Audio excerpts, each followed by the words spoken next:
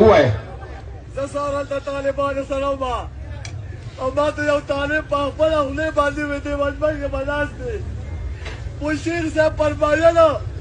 چې زه هره شپه ابوبکر صدیق رضی الله عنه په خوب کې وینم او ما ته وایي چې دې درس دې طالبانو ته وایه چې درس ته کنه راځه نو خوشبو لګوې پاکې کپړې اچوې او دلته پاته پراځه دا د شیخ صاحب د خولې مبارکه خبره ده د دې دا خبره به تاسو نه اورېدلي یو طالب العلم به د مجلس کې ناست دي ملګري دا خبره وکړه چې حضرت شیخ صاحب فرمیل چې هره شپه